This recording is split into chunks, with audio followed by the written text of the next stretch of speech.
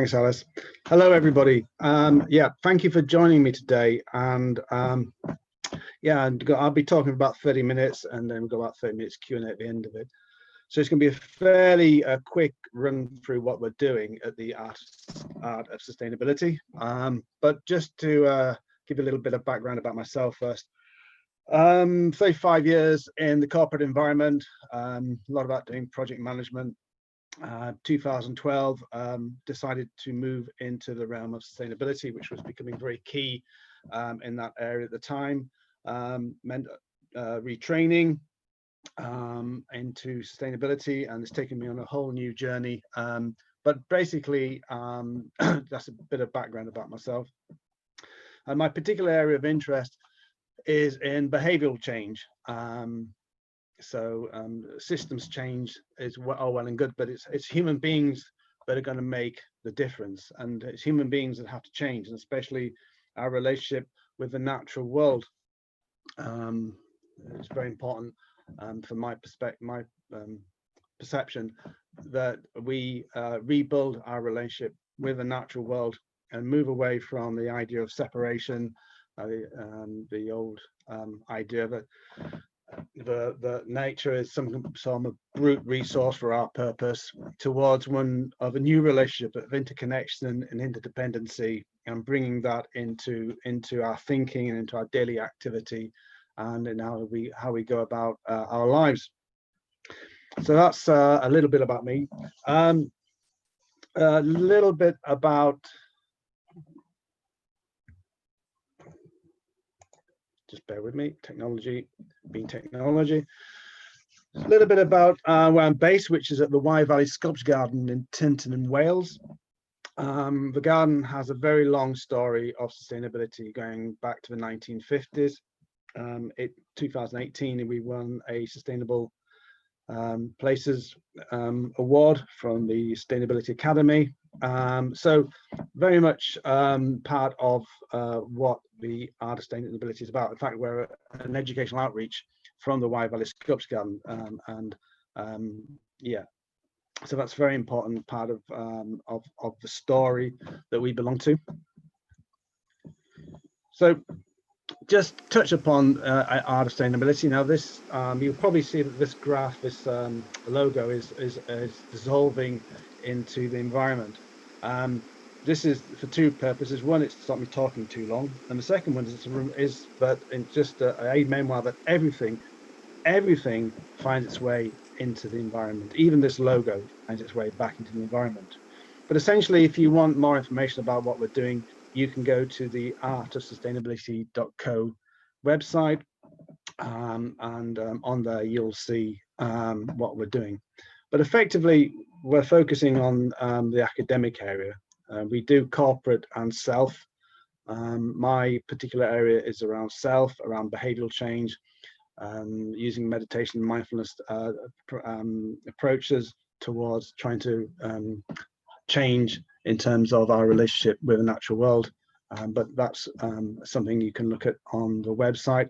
We also do a corporate, but we're focusing today on the academic side of what we do. So a little bit about ESDGC.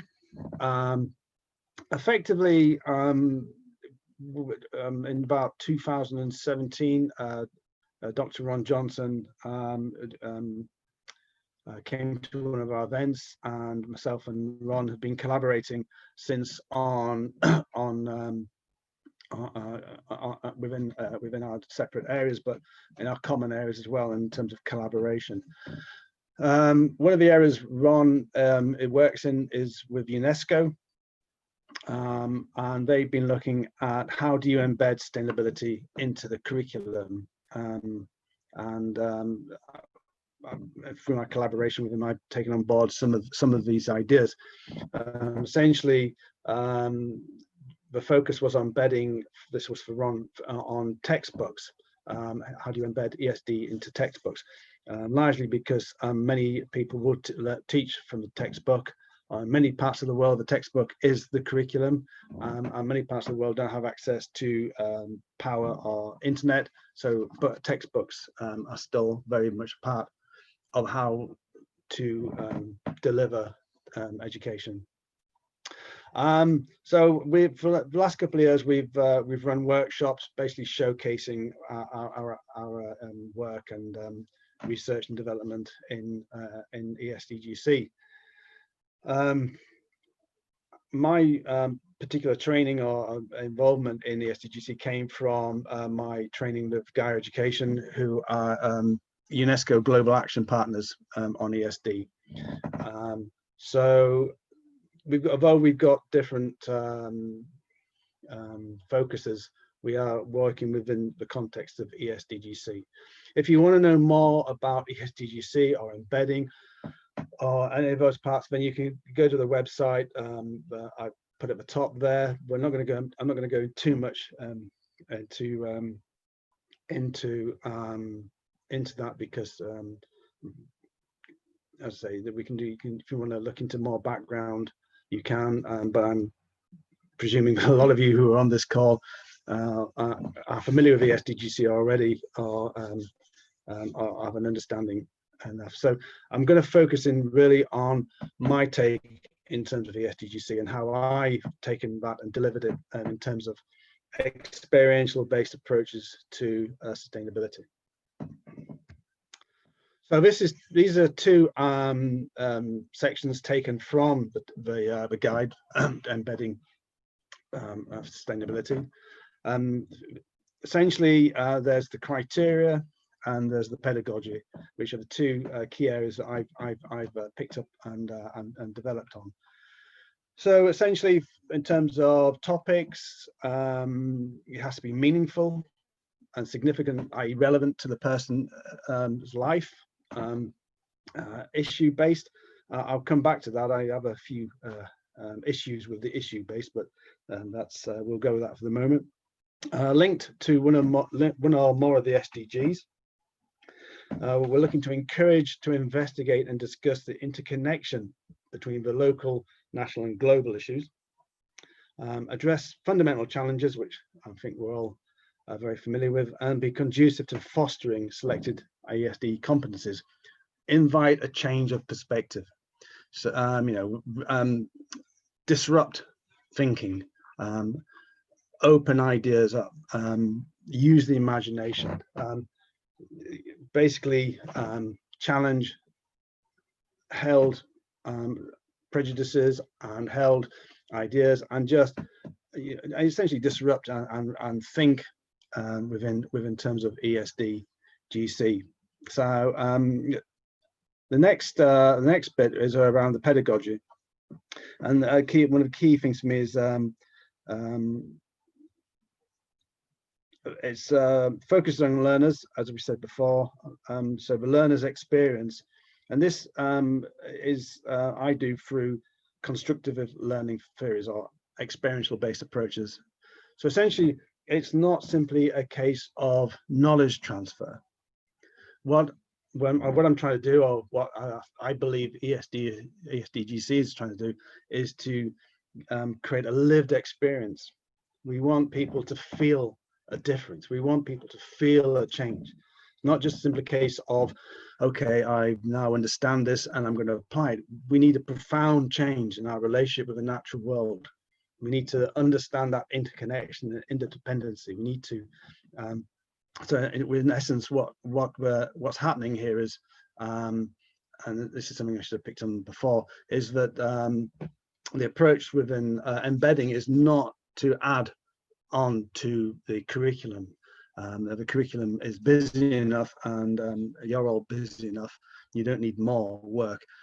Essentially, what it's looking to do is to mine the curriculum for ESDGC learning opportunities. I'm going to stop. That's essentially what we're trying to do. We're looking at what the subject within the curriculum is, and then looking at that subject for learning, or mining that subject for learning opportunities, to have conversations with, to open up ideas about the sustainable issues which we're facing within the context which we just discussed. Now, for me, it's not just simply a case of extending or mining the curriculum, but it's also about deepening our relationship with the natural world, bringing the natural world into the conversation, into the learning experience. And the best way to do that is to actually be in the environment, be in nature, bring the natural world as part of the learning experience as a visceral change. And that's easier said than done in many ways, and it's something we'll talk about. But effectively, what we've got here is the approach. How are we going to embed ESD into the experiential experience? So what we have here is a schematic which I put together. Essentially, came out initially out of a corporate environment in terms of gap analysis, but it lends itself towards what we're trying to do here. So on the left-hand column at the top, we have well-being. Now, a little bit of context around that. We're based in Wales, and in 2015, Wales passed legislation making sustainability a central organising principle of government, which means education is included in that. And the legislation is called Wellbeing for Future Generations. So wellbeing effectively is the deliverable of sustainability in Wales. In 2015, the SDGs came out, and the climate change, the Paris climate change Accord came out as well. So a lot of things happened in 2015, as we also launched the Art of Sustainability as part of our ongoing journey I was talking about from the Wye Valley Sculpture Garden, and going forward as part of the ongoing story of sustainability. So effectively, we've got 4 dimensions of sustainability: social, economic, environmental, and cultural worldview. And then we have the well-being goals. Those are the Welsh well-being goals, the 7 well-being goals, and the 17 international goals of the United Nations. And so essentially we've got so we can see how the 17 goals can map to the 7 well-being goals, can roll up into the 4 dimensions and deliver well-being. You may be more familiar with the Brundtland definition for the United Nations, but essentially the idea of well-being as the outcome, as the deliverable of sustainability, or ESDGC, is the idea. So we can roll that up into the outcome of what we're trying to do. So at the bottom, we can see activities, and effectively we have some experiential based activities: food preparation, cooking, eating together. But what we're looking to do here is to map the activities to the SDGs. So effectively, we're looking, we can, as I say, this came out of a corporate, so that could be your strategy, and looking at how your strategy maps to the SDGs and some gap analysis. But effectively, it's a useful tool just to basically sort of think about, okay, what we're trying to do, how does that relate to the goals, and through that, how that rolls up into the dimensions and rolls up into well-being, which is ultimately what we're trying to get at. So it just gives a schematic. In terms of how the goals, United Nations goals and the Welsh goals map to each other, this is a useful link. It's not a hard map. The goals are interdependent, interconnected, and you can cut and cut them as you require. But it's quite useful just to think about how those map to each other. So that's kind of a useful link you can use to get some ideas about how maybe you want to map them towards each other. But as I say, it's not a hard mapping that I'm providing, it's just how I perceive them to map. So this is there's quite a lot on here, but essentially from the schematic, which I usually call the well-being matrix, to the lesson plan, we can now start thinking about, okay, what are the SDGs we're delivering? How is that linked to the activities?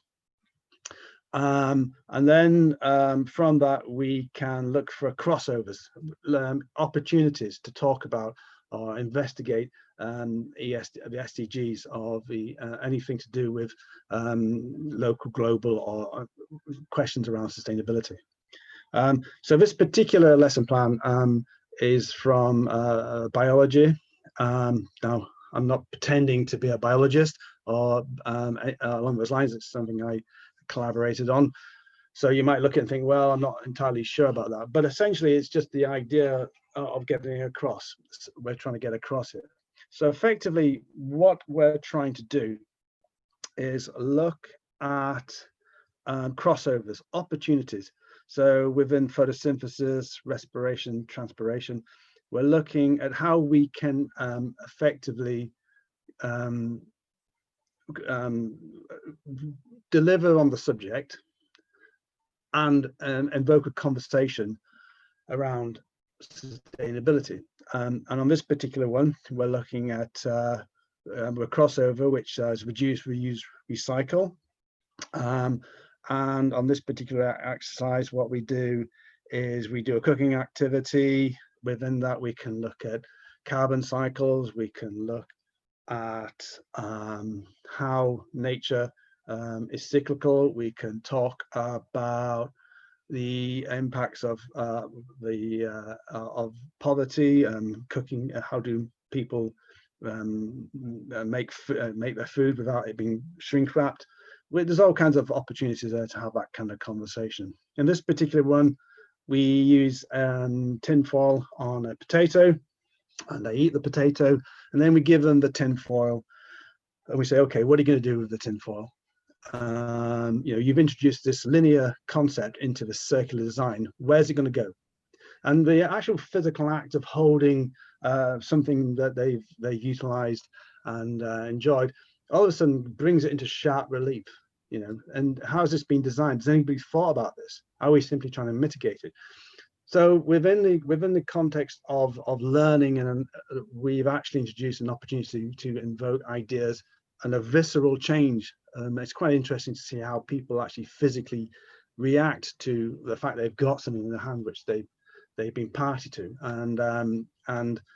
and moving away from these ideas of using diagrams and pictures towards something physical and tangible brings it alive to them, and it's quite interesting the responses we've had to that.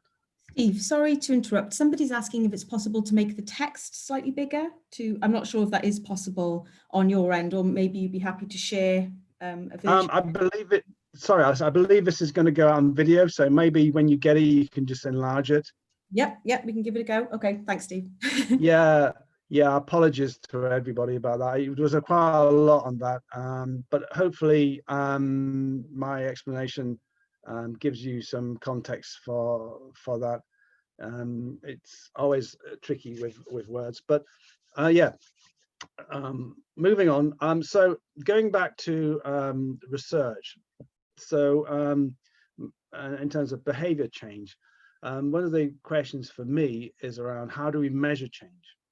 How do we know we've brought about a change? I mean, we can say, oh, this is wonderful, but how can we capture that change and measure that change? So this is piece from a workshop I did a couple of years ago. It's a blind workshop, blind test. And at the beginning of the workshop, we said, okay, draw a tree. So participants have turned up and they're feeling, they've dropped the kids off, they've just driven here, they've arrived, and they say, okay, draw a tree. So effectively, they draw a tree. Predominantly, people draw a classic tree, which is a trunk and some branches and some leaves. And then we take them through a journey through meditation and mindfulness, just basically relax them, calm them down, bring them into the space. And then at the end of it, we say, okay, draw a tree. And what we see is a change. We see a change from an object which they just visually see to one which they actually feel connected to. It's quite interesting how people use the word move from talking about our tree to my tree. They actually became engaged. We took them out. We did meditation and mindfulness within the woods around trees. We used the full body experience, and from that they had a connection with the tree as opposed to it being a tree. And this is quite difficult to see, but on the left, there's a classic tree with the branches and the trunk, and on the right, it's much more fluid, it's much more open, it's much more free thinking. So effectively what we've done is we've moved them from this object towards this sense of connection with themselves. So we've made a visceral change in how they feel.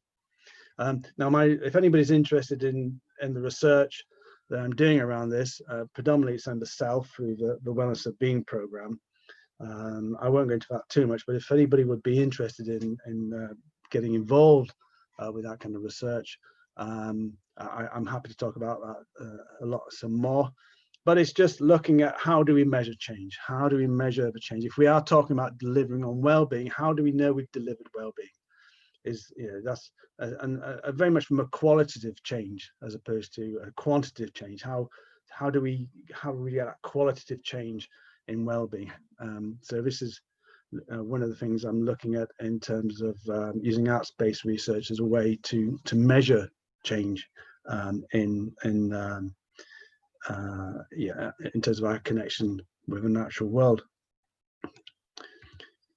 So what we're going to do now is we're going to do a little bit of an activity. So I'm going to run a film, and it's only about a minute long, but yeah. So we'll just try this and see how this goes with your good selves. So, oh no, we're not. We're going to do something else first. So being in the natural world, working with nature has benefits, and those benefits are becoming more and more recognized, more and more important. And I think during this year with COVID-19, it has become even clearer now how important the natural world is to our well-being, and how it's not just about keeping us alive, but it's also keeping us sane as well. And we get lots of great chemicals when we're out in the natural world. Dopamine in terms of pleasure and reward, oxytocin, the cuddle hormone, the love hormone, and reduction of cortisol. So these are really great chemical communications and relationships we have. And it's a two-way thing, it's not just we're receiving, but we're giving back, and the chemistry around how we respond and the natural world responds to us is quite fascinating. But there's also educational benefits to engagement with the natural world.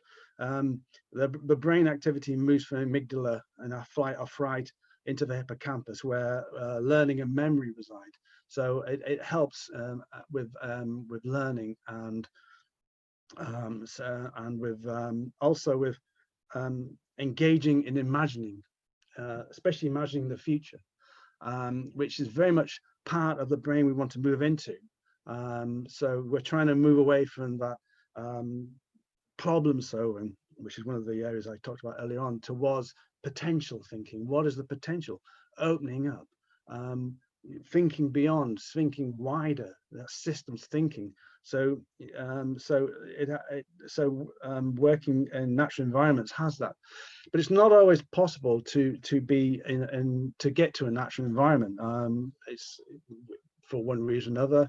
It may be too far to go, or there may be logistical constraints or financial constraints as to why. So one of the areas I've been working on is how to use multimedia and props to elicit the same reactions. There is good evidence that looking at natural environments or hearing natural environments can elicit the same kind of emotions and feelings as actually been in them. It's not as good as being in, but it is helpful as maybe as the staging towards being in them, and exploring your own local environments as well. So this is part of what we're going to be doing now, and we are going to be running the short film after this.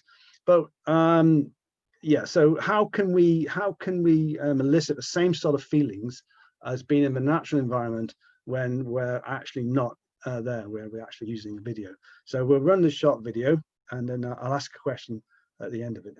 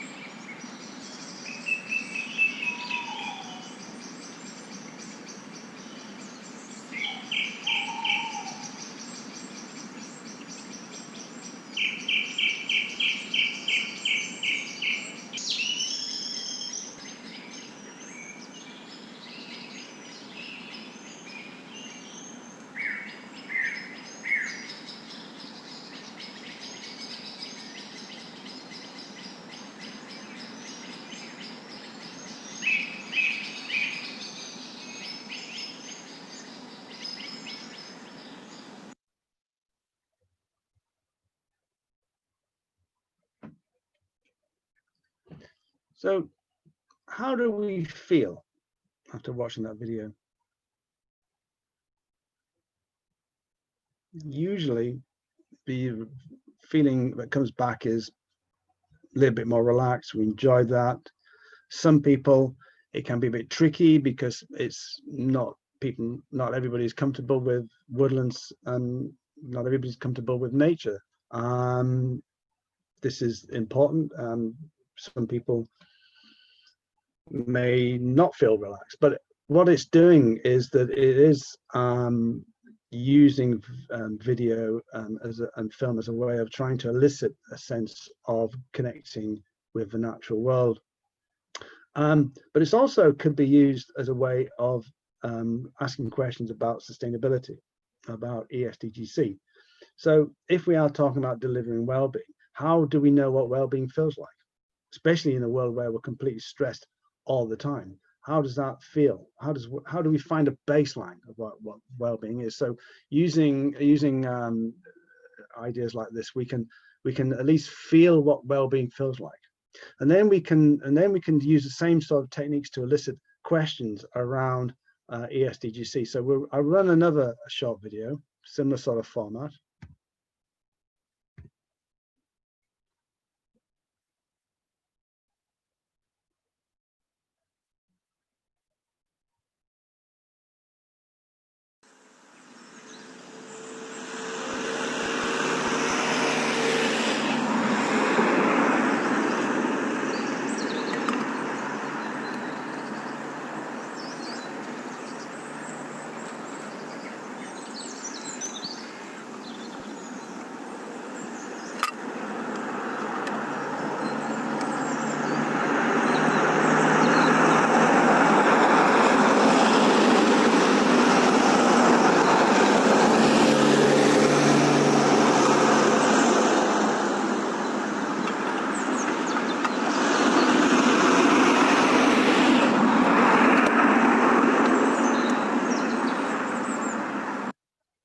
So how did you feel?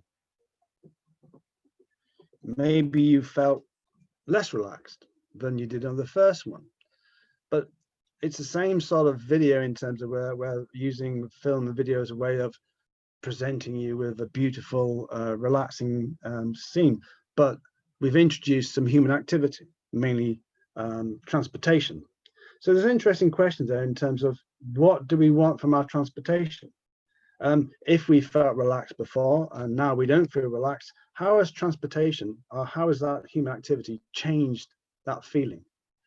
I mean, especially this time with COVID-19 and a lot of people working from home and traveling less, is being in a car and driving a car conducive to well-being? Is it conducive to delivering well-being? Or are we talking, or do we need to do something else? Do we need to think differently about how we transport ourselves delivers on well-being or helps support well-being? the conversation around this part of it is around active travel.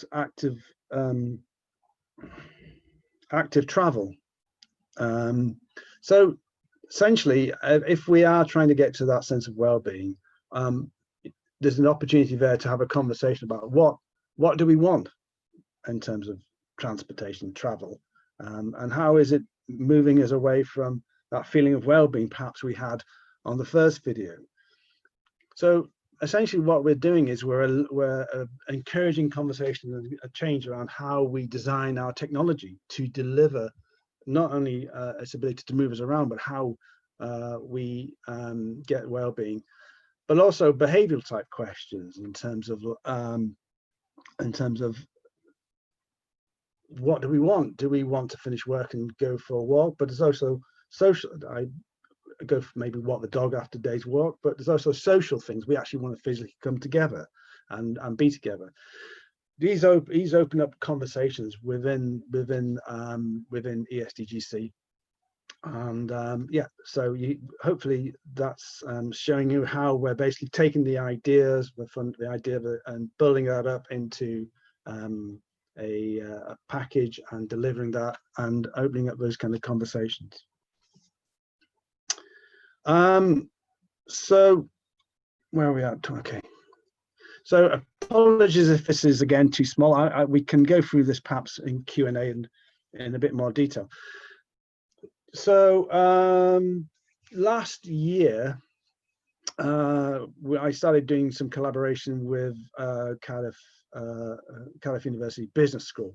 We did a couple of things, and one of them was looking at the people and organizations module within the Cardiff University, and looking at the remit was around a bonding experience within a team building within the people and organizations module. So this was quite a big piece of work we did, and essentially using those ideas. So looking at how we can embed ESDGC into the curriculum and within a particular subject. So this effectively was what we did. We had two sessions, one in the morning, one in the afternoon. This was for the freshers, and one of the key requirements coming out of this was for to deliver the idea of well-being, a sense of bonding, especially for new students joining, and how do we get them to bond and socialize and get to know one another. So we essentially put them, we organized it in terms of we got them to move around, and then we arbitrarily got them into separate groups. So effectively they were together, or they were in a group of 4, or they were budded up with somebody, people they haven't met before, or people who they maybe did know but wanted to be with. It basically allowed itself to happen. But at the end of it, we could move them into groups, or we could say in terms of activities, okay, together, or go to your group, or go with your buddy. And then we have the team building activities in terms of meeting that curriculum. But within that, we're looking for opportunities to have conversations about, introduce topics around ESDGC. So for instance, one of the things we did was fire starter, which was starting a fire. But that gives us an opportunity to talk about sustainability. It gives us an opportunity to talk about climate change. And it gives us an opportunity to talk about carbon cycles, and we also used QR codes around, so students like to use their phones, so they look at the QR code, and that would ask questions or perhaps present imagery which would encourage conversations around biomimicry, say for instance, and economics, just introducing those ideas into the day and into the activities, and using those ideas we were talking about before. So did it work? well, let's have a look.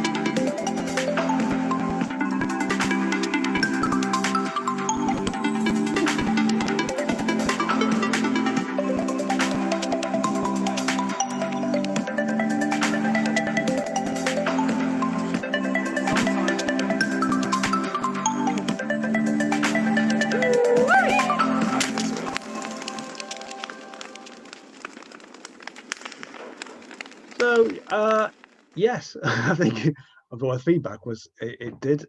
So yeah, so we were effectively the students enjoyed the day, and the staff enjoyed the day. We enjoyed the day. So we were out in the natural world, enjoying delivering on the curriculum, while at the same time encouraging conversations and thinking about ESDGC. So essentially, I've come to the end of the main part of the first half. If you want to know more about what we're doing, please go to the website, theartofsustainability.co.uk. You can see what we're doing there. You can see us on social media through the hashtags AOS self, academic or corporate, depending on what your particular interest is. If you'd like to keep in touch with us, there's an opportunity to go to the Keep in Touch page. And if you'd like to work myself on the research and can talk to you more about that, yeah, please get in touch with me. Again, you can contact me through the website. So Alice, I think essentially that's me talked enough. I've gone quite quickly on that. So yeah, I will just put this bit of background ambience so we can have a nice talk in the woods, and yeah, over to you, Alice. Lovely, thanks very much, Steve. Really, really interesting. If you've got any questions, if you want to submit any chat or raise hand, we're happy to answer those questions now. A minute or two.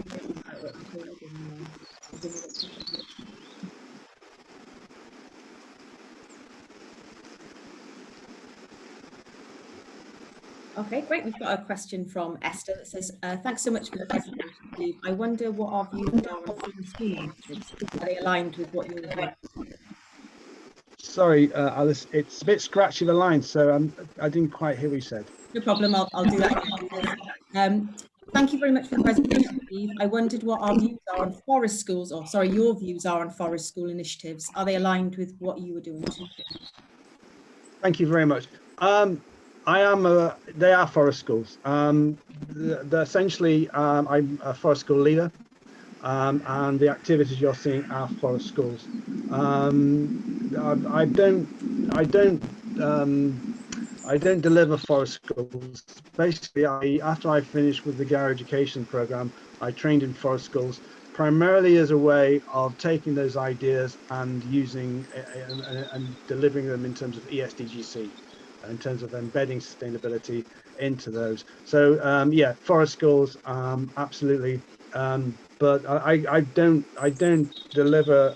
I don't advertise them or present them as forest schools, because they're not forest schools vanilla, but they are the activities are forest schools, and looking to embed ESDGC into those learning activities.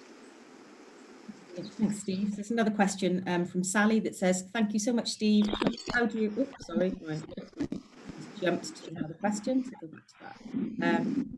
How do you measure change in terms of connections with the natural world? Thank you. So for me, and this goes back to the pictures that I was seeing, what we're looking for is a qualitative change.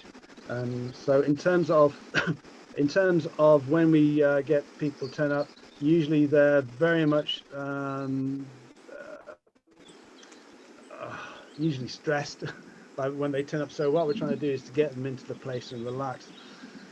So essentially, the change we're looking for is a change, is an experiential change, a visceral change in the person. And how do we capture that change? How do we know that something has happened?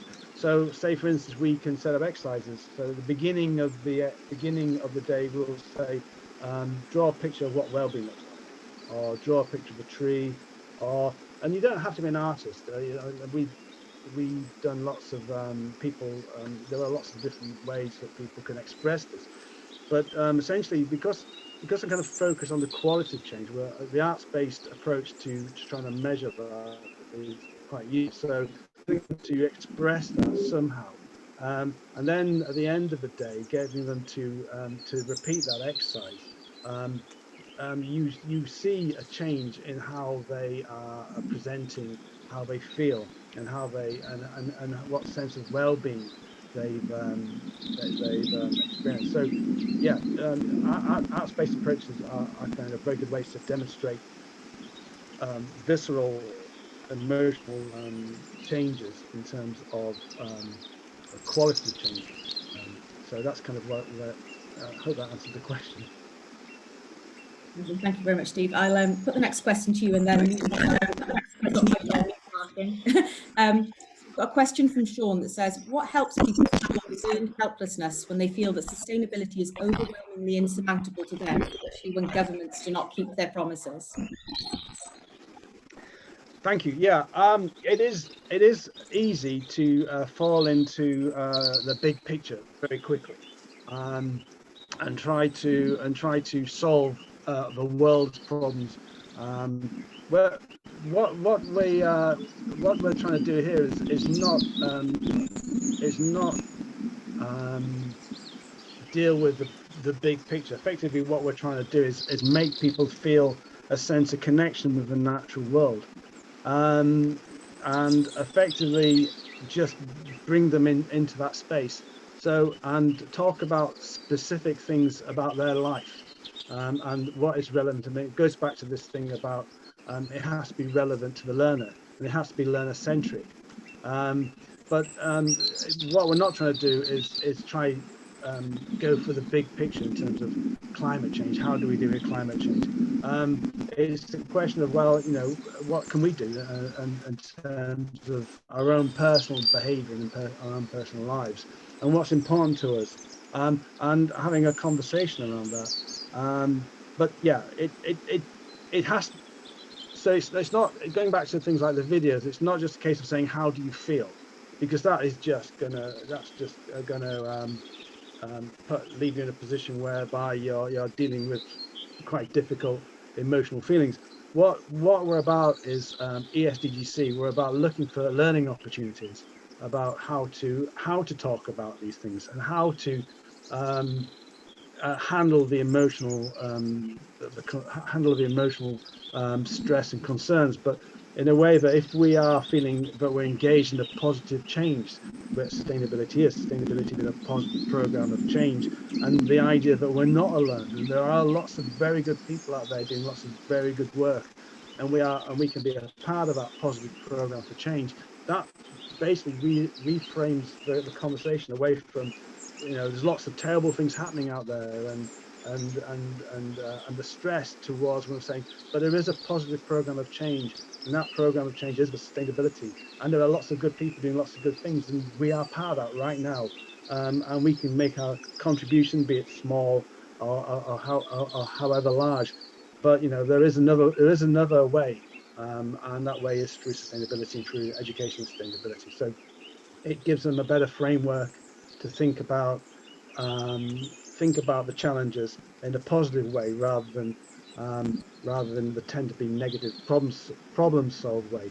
But it's also, I say, because you're tapping into those good chemistry, you're feeling much better about the world, and you're more relaxed, so your thinking is more open and more orientated around the potential of what's available to us. So yeah, it has to be handled, and it has to be handled by somebody who understands how to handle the questions, and that's part of the training in the SDGC. Brilliant. Thank you very much, Steve. Okay, so we've got a couple more questions to get through. So Good. it says, delightful to hear about your work. Would it be possible to hear a bit more about how you were measuring the behaviour change with different ages? Sorry, could you say that again, please? It's a bit scratchy.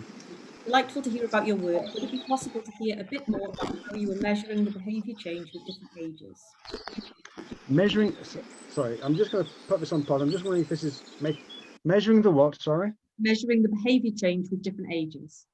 Oh, right. Okay. Thank you very much. Yeah, I'm gonna stop the sound because I think it's making the microphone a bit scratchy. The great thing about art, using art as a measurement, is it doesn't matter how old you are. Essentially, at the end of the day, it's quite interesting actually in terms of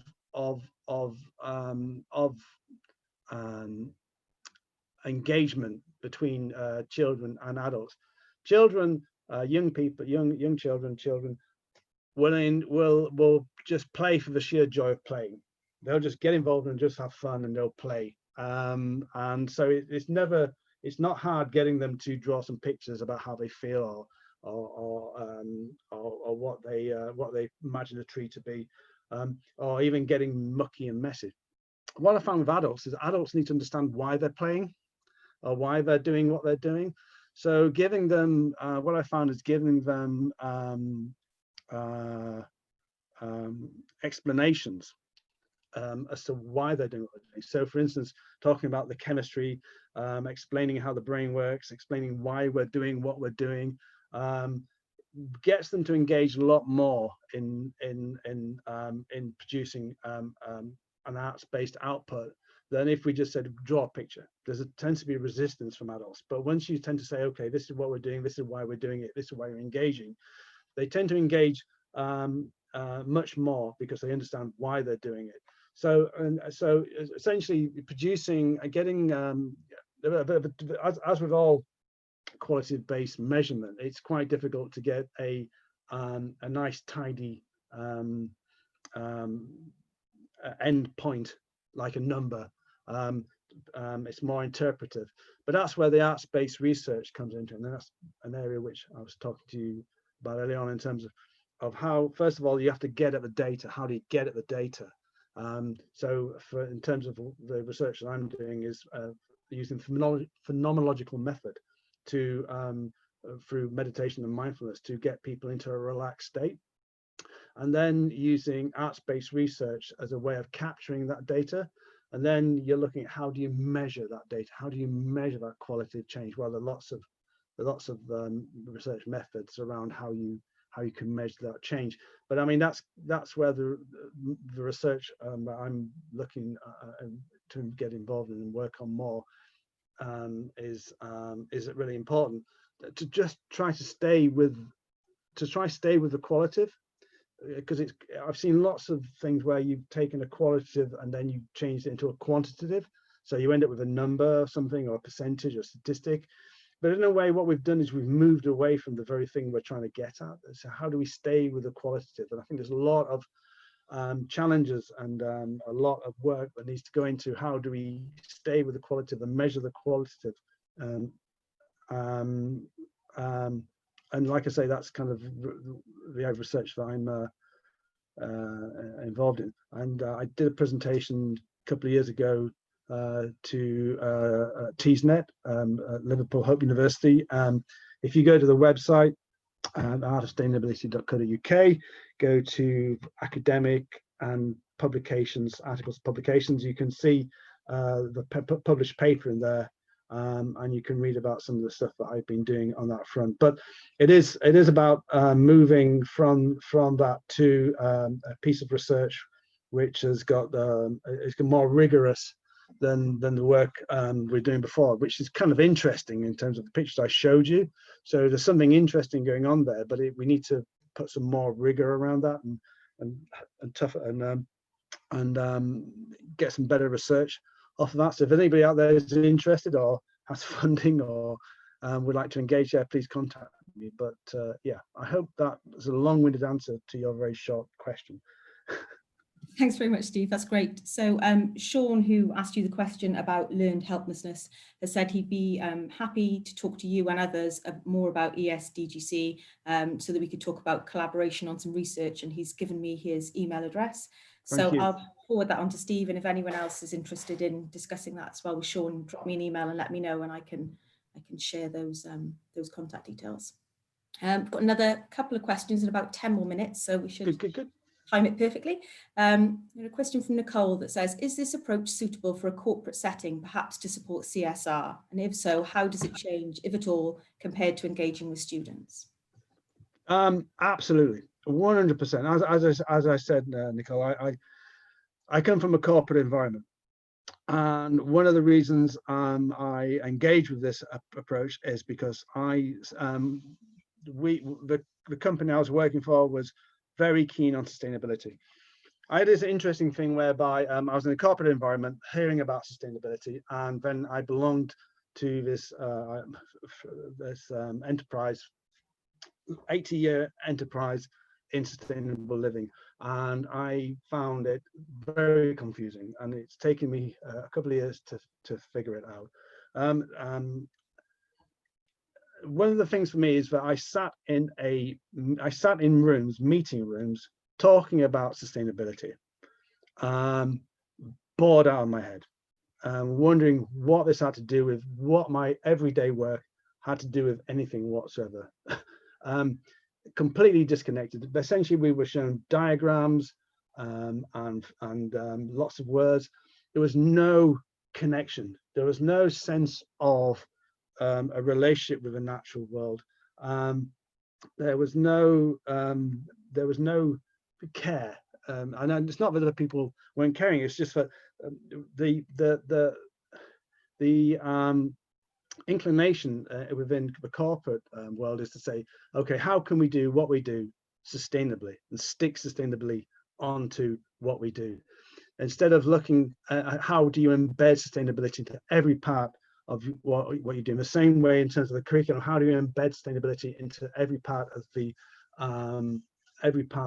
curriculum? How does an organization embed sustainability into everything it does? And one of the ways it does that, and if you go to the website, we've got two modules. The first module is strategic, at a strategy level, in terms of the board, the people who run the organizations, the management, whoever that is, has to first of all buy into and understand the language of sustainability, because this is what we are talking about. Corporate, academic, self, these are languages, these are conversations. To have this conversation, we need a common language. We need to understand what it is we're talking about. So that language has to be a corporate language. So you can't use an academic language in a corporate environment and vice versa. You have to use the language which is appropriate for that particular area. So using a corporate language, explain to them effectively what sustainability is, but also using getting them out of the office, getting them into a natural environment. I mean, more so now than ever, getting people away from disrupting that thinking. We can use film and video to invoke that chemistry and that brain activity. Essentially, yeah, using their language and effectively disrupting and engaging them in a new way, which is looking at things like circular design, so on and so forth. So I won't go into this too much because it's only got 10 minutes. But the other area we've got on there is team building. So once you've got your strategy in place, you've got to have a team which are engaged and involved and conversant with the language of sustainability. And once you've got that language, that commonality of language, then you can start seeing people moving towards sustainable thinking.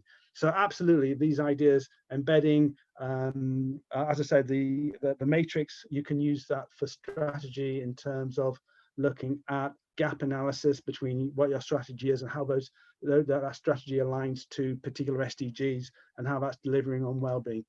So these tools and methodologies apply to the corporate environment within the corporate language in the same way that you can use them within the academic language. Brilliant. Thanks very much, Steve. We've got 2 more questions, and we've also got a couple of people who are sharing their contact details with you, so they're interested in collaborating. So I'll share those with you after. Fabulous. Thank you very much. So we've got a question from Elaine that says, have you been able to do any research into whether the sense of change stays with participants? Thank you. No, is the short answer. There's lots of other research that's been done into that. I mean, one particular is that one that springs to mind, which is a very bad one, but I'll do it for anyone, is when they introduce the change to plastic bags. When they introduced the 5p charge and now the 10p, people stopped using plastic bags. That didn't translate across to a long-term behavioral change. It was more of an economic response than a behavioral change. So no, the short answer to this question is no. We need to do a lot more sort of getting the research to a point where we've got something firmer, and then try to move towards a longer term research project in terms of how long that lasts for. But I think that if there is a pointer in all of this, I think the whole COVID-19 experience and our entire people going out into the natural environment and seeing how how their relationship with the natural world has been so important to their well-being, and how that measuring that long term in terms of how that affects people's behavior and people's relationship to the natural world will be, I think, is an area of would be an interesting area of research on a very big scale, but no, at the moment, no. Okay, lovely. Thanks, Steve. I think we've got time for one final question. So a question from Dimitri that says, thank you for the presentation. I teach sustainable hospitality within experiential learning, and I'm interested in encouraging practices that promote behavioural changes. I liked your example of the potato and the silver foil. I was wondering whether you found other ways to use food and or beverages to stimulate system thinking. Yeah, I mean, it's incredible. So it's within this forest school experience, and just we use the steel, and we light the cotton bud. That alone, it's incredible how people love that. They just love that. They just love that because it's not something we do every day. We don't have that connection between actually from scratch starting starting a fire. That alone has changed their mind, and they're engaged, and you can see people getting involved and really excited about it. But you know, so one of the other areas that I'm developing course material for is the carbon literacy project. So you know, within that you can talk about carbon cycles, you can talk about climate change, you can talk, you know, you can start getting people engaged in food. So you know, you've got somebody physically eating the food that they cooked. Yeah, so you know, they've actually got food in their hands, and you know, you can say, well, you know, you can start talking about toxins. You know, would you eat, you know, in terms of say plastics and various other things, you know, is this something you want to eat? And with people are actually physically eating and thinking about this, you know, all of a sudden they're thinking, oh, actually, no, I don't want that. Of course I don't want that. Yeah, but I mean, effectively, that's what a lot of what we do releases into, in terms of what our products produce, they release into the environment. So there's it's a little bit more difficult, but you know, what you're trying to do is you're trying to connect a visceral experience with something we're actually doing, but in a way which gets them to stop and go, ah. And that's the ah moment, when they go, ah, that's why sustainability is important. That's why ESDGC is important, because what we're doing here is that this is real. You know, I think COVID has been a massive disruptor around this, and a sign that we have to change our relationship with the natural world, because it's real. It's actually something real, and not a theoretical thing on a diagram somewhere, or something that's going to happen. It's something that's happening right now, and I've got in my hands, or I'm involved in, and it's looking for those opportunities to make that real, which we're trying to look for within an experiential ESDGC. Yeah. Brilliant. Thanks, Steve. I think that rounds it off nicely as well. It's a nice way to end. Thank you, everyone, for joining us this afternoon. And thanks very much to Steve. Really interesting talk and lots of interesting discussion and lots of interest in hearing more or discussing in more detail, which is fantastic. So for those of you who've asked me to share your contact details with Steve or vice versa, I'll certainly do that after the meeting. And you have any other questions or anyone wants to get in touch with Steve, as you said, you can contact him through the website or let us know and we can put you in contact with him. So yeah, I will say thank you again to everyone for joining us today. We do have another webinar next week, so please do take a look at the programme, and if it interests you, then please register. Yeah, afternoon everyone, and thanks again, Steve. Thank you all. Bye-bye. Bye-bye.